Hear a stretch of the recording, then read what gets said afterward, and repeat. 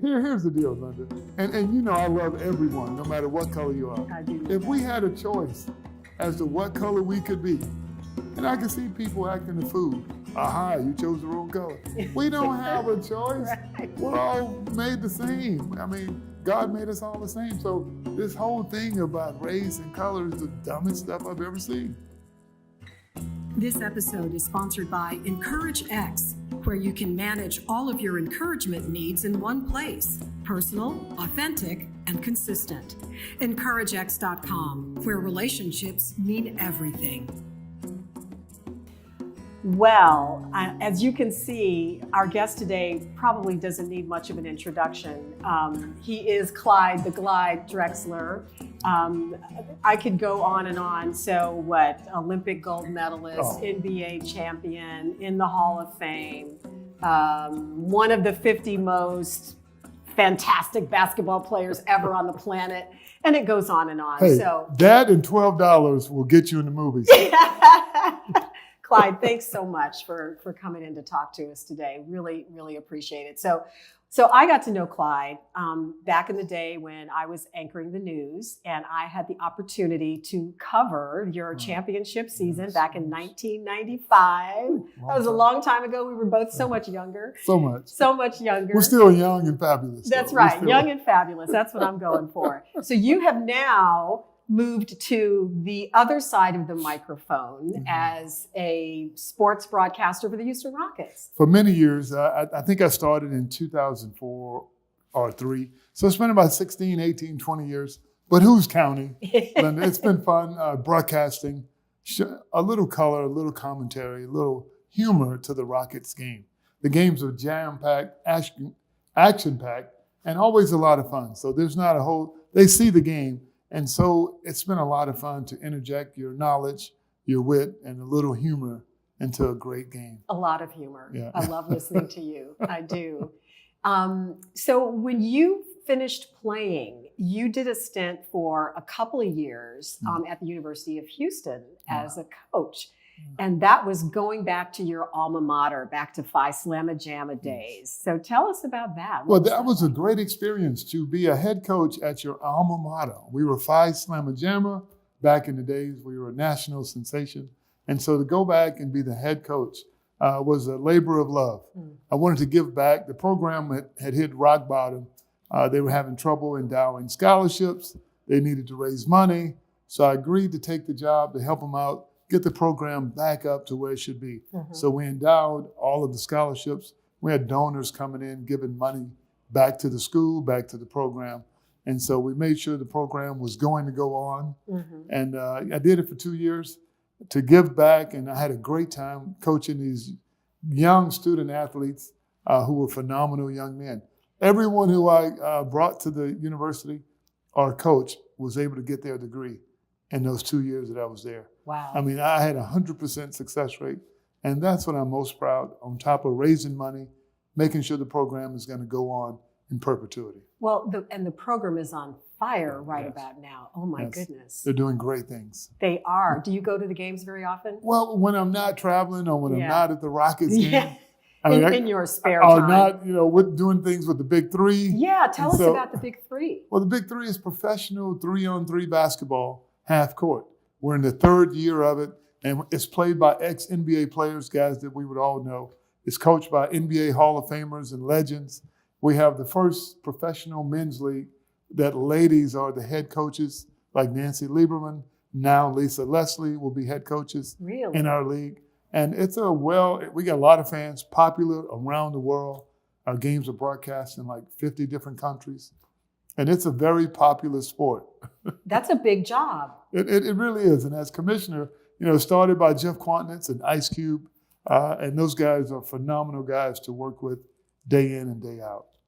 So as I was preparing for this interview today, as I said, I've known Clyde for a long time, but there are lots of things that I don't know about you. And one of the things that I read was that back in the day when you were being recruited from, was it Sterling High School? It was. Sterling High School, and you had an opportunity to go to either University of Houston, and what were the other two Uh, that were after you? Rice and Texas Tech, And Tech. New Mexico State. Right. Okay. Not many.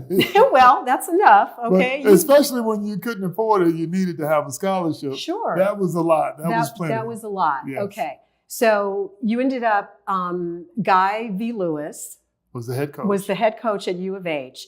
And when he made the decision to bring you on the team, he got some flack. What was that about? Well, just a lot of people don't know talent. And as a matter of fact, Guy Lewis didn't really even recruit me, so he didn't even know what my game was. Okay. It's a long story short, but I'll make it as short as I can. The head coach at Texas Tech was a guy named Gerald Myers. Texas Tech is in Lubbock. He had an assistant, Rob Evans, who went on to coach Arizona State and does a lot of good things today. Mm-hmm. But Gerald Myers was an institution along with Guy Lewis, and in the Southwest Conference, those guys were good friends, right? Mm-hmm. And well-regarded coaches. Mm-hmm. And so Gerald Myers had been recruiting me for about a year and a half, and he would always ask me, he said, the University of Houston hadn't called you? I said, nope, not yet. And he would just die laughing, because every time I came on a visit, they brought me up as much as they could. Mm-hmm. He would have me play against the guys who were leaving, who were seniors. And I don't think I ever lost a game. Wow. And he used to go, wow, this guy's phenomenal. And he goes, University of Houston don't know about you? I go, they hadn't called me yet. And so he and Guy Lewis were great friends. And so I think they were drinking buddies or whatever. Mm-hmm. And so he sent Guy Lewis a letter because I had committed verbally to Texas Tech. So he felt comfortable enough to give Guy a little rib. Okay. A little ribbing, right? So he sent him a letter and he said, Guy, you're a big dummy or something like that. Guy Lewis later showed me the letter. He said, I got the best player in the state of Texas, and your guys, you and your whole staff don't even know who this guy is. He said, I got you this time. And he's right in your So he got backyard. you. But he sent him the letter that was supposed to arrive after the signing date. The letter arrived 2 days before the signing date, right? And so now Guy Lewis gets this letter and he goes, well, who's this guy? So he started calling everyone that he was recruiting. Linda, who's the best player you played against? And if you said Sean, well, Sean's on the list. David's on the list. Yeah. So he would call everyone. So finally he got to Mike Young, who's one of my best friends and the best player in the state of Texas on paper, right? And so he said, Mike, I've been trying to catch you all day. Who's the best player you played against? He said, that's easy. That guy Sterling, Clyde Drexler. Clyde Drexler is not on the list. Guy Lewis was at my house 30 minutes later. Wow. And the rest is And history. I convinced, and I wanted to go there because I wanted to play with Rob Williams, Larry Mishaw. And so I convinced Mike to go to University of Houston with me because that's where I wanted to go. Finally, Guy Lewis called. Wow. So this is a long story. If it wasn't been for Gerald Myers, Phi Slamma Jamma may have never may happened. have never happened. Yeah. How about that? I thank him every time I see him. Well, you've witnessed a lot in your years, both at U of H and then through the NBA. I know you've traveled overseas a lot, both with the league, et cetera. You've seen a lot of changes going on. So where do you think the league is now? Well, I think the league is in a good place. The game is ever changing. It's going to always have new faces, new players. The more it changes, the more it stays the same. The money is a lot higher than when we played. And the game is still a very good product.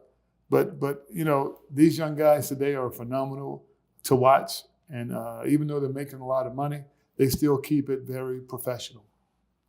I'm curious to get your take on a different league, the NFL, and the controversy that they've had to endure in the last year or so with the players taking a knee and Colin Kaepernick.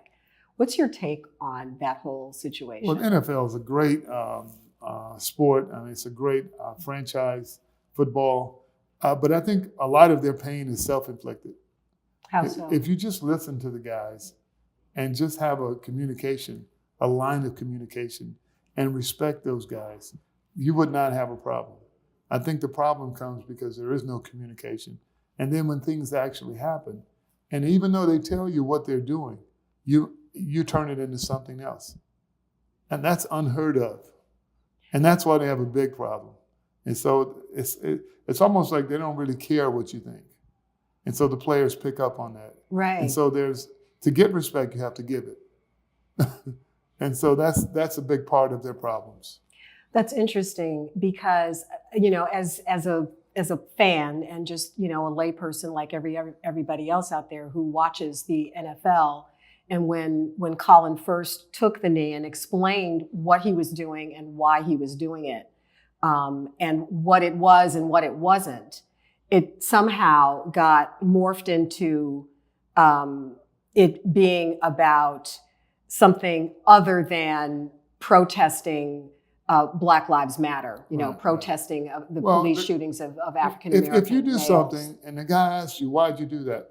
And you say, I'm protesting police brutality. Right. A lot of unarmed Black kids getting killed and shot down. Mm-hmm. And there are mass murderers who with a gun, and you don't shoot them guys, and they done shot 10 guys. Now, how does this happen in America today over and over and over? Right. So it's a problem. For you to act like there's not a problem, you got a problem, okay? Right. And so the fact that these guys are bold enough and brave enough to take a knee, to bring attention to that, because there needs to be some sort of reform. And so these guys are brilliant. They know that I'm going to use my celebrity to shine a light on something that needs to be shined on. And so the NFL, instead of saying, this guy's a hero, he's a captain of our moral integrity, there needs to be something done. And it would have been over, but instead they went the other route. And this country has a history of going the other route and making things more difficult. And so we have to learn from each other, and we all got to get along, got to have more tolerance, more patience. And if you just look on the other side and see what the other people are feeling, I think you'll see their point of view.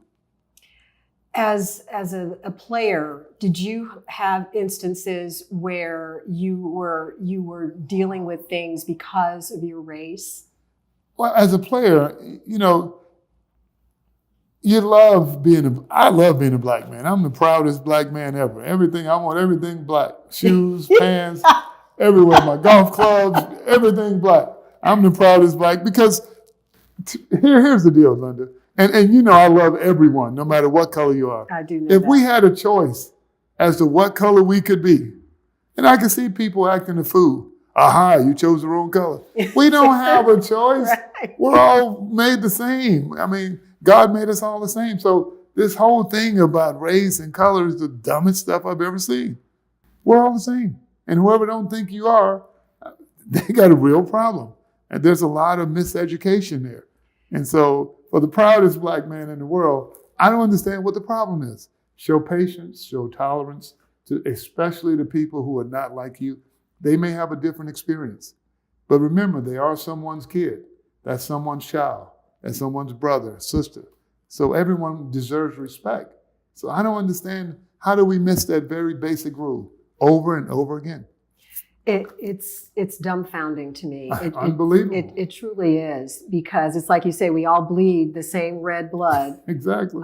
We didn't have a choice. I've never heard anybody put it that way. You but I love that. It's not like we have a choice, right? You can't take credit for something you had nothing to do with. Nothing to do with. Nothing. And then try to say, because I look like this, I'm the greatest race ever. Get the hell out of here. I mean, that's the dumbest. That is the dumbest statement ever. People are people. You got to judge people on their individual merit and try to have patience and know that they're just like you. Everyone that you meet, they want safe schools for their kids. They want to live in safe neighborhoods. They want to have good jobs. They want to have security. They want to have vacations. We all want the same thing. We want to eat good food. We want to exercise and live healthy. We got 2% of differences, and that's all people seem to focus on, Right. which is the dumbest thing ever. And I think a lot of times it's ignorance and it's fear of the unknown. And that's why it's so important to try and get to know people who aren't like you, to broaden your circle of friends and acquaintances and business associates so that you get to experience what somebody who you might consider to be the other is really like, and you'll find out that, hey, guess what? They're just like me. Oh, just like you, and everyone's the same. And that's one of the advantages of actually being a minority in this country. We have friends of all races. A lot of people in the majority, Caucasian majority, they don't have many minority friends. And so they really don't know how to react when they're around you. Yeah. And I tell all my Caucasian friends, and I got a ton of them, all different nationalities, that when you invite me to parties at your house, or you make sure I'm not the only minority that you know. You better know some other minorities. That's impossible in this day and age. You say that to your friends? Quite often. Really? Just like we're speaking. And make a joke about it. They die laughing. laughing because they say, you know what? You're right. So I don't want to be the only black man in the house. Exactly. So when you have a party at your house, you got 200 people. Don't you make me and the servers the only black people there. And they think, you're right. I never thought of it like that. Well, you're such an affable, approachable person. I think that really serves you well. And I think probably people who might be put off are not put off because you're so direct. And you've got this big, beautiful smile on your face. But you're speaking the truth. But you're speaking the truth. And a lot of times it's not intentional. Yeah. They say, I never thought about it. I'm not anywhere where there are other people that look like you. Yeah. And so it's not their fault, but I think you got to go out of your way to include, just get some new friends. Just try to befriend people that you wouldn't ordinarily, and make sure they don't work for you. You want real friends. There is a distinction there, right? Not yes men, okay? Yeah. So I know you travel a lot all over the world. I'm curious as to what you're seeing as you travel around the world about people's reactions now to America and Americans. Have you noticed a difference? And what are you seeing and hearing? I just see people just being a little bit more concerned about themselves. And this is a great big world with a lot of resources. There's enough for everyone. We shouldn't have problems like hunger, homelessness. Those problems should be eradicated. I mean, we have so much wealth in all of this world and the few people that are struggling, we should have a system in place to help these people. A lot of it, sometimes they don't want help, and sometimes they're a little dysfunctional, but we should have a place for them as well. I completely agree with you. I do. Have you ever thought about running for office? All my friends tell me that, but I don't have the patience. I'm way too honest, and I like things to happen quick. So if you spend time finding solutions, those solutions should go in place very quickly. And in politics, that's a lot of red tape. Things don't always happen as they should. A lot of special interests, not always in the best interest of the people that they serve. Mm-hmm. Mm-hmm. But you can be an ambassador too. I mean, for everything that you believe in, just by being who you are and doing what you do, and the way that you comport yourself and how you treat people as you go about your daily life here and in around the world. Well, I've been an ambassador for the NBA for many, many years, developing the sport of basketball politically as well. Mm-hmm. In different countries since the early 2000s. So I've always done that. But at the same time, I think you try to enlighten or learn from people wherever you go. And so when they're around you, you try to give them a real experience of some of the things that are important to you, mm-hmm. some of the things that you'd like to see change, and in your basic conversations, just like we're having here. Right. Basic dialogue. The average American should have friends who are from all races, respect other cultures. Education is the way, the light, and it's the future of this country. Absolutely. So what's next for you, aside from your next time on the golf course? Well, Linda, I look forward to the next time on the golf course. And what is his handicap, by the way? I'm a 2 handicap. I'm a 2 handicap. Don't tell him I'm a 0. Oh, my goodness. But, my biggest accomplishment and what I look forward to every day is hanging with my kids. I got 4 kids, 31, 28, 27, 25. And 2 boys, 2 girls.